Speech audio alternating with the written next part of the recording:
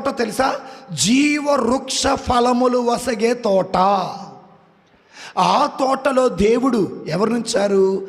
అవ్వని, ఆదాము నుంచారు. దేవునితో ఉన్నంతసేపు వాళ్ళ జీవంతోనే ఉన్నారు. దేవునితో ఉన్నంతసేపు సంతోషంగా, సమాధానంగా, ఆనందంగా, వాళ్ళకి ఆశీర్వాదం, వాళ్ళ బిడ్డలకు కూడా ఆశీర్వాదంతోనే ఉన్నారు దేవునితో ఉన్నంతసేపు.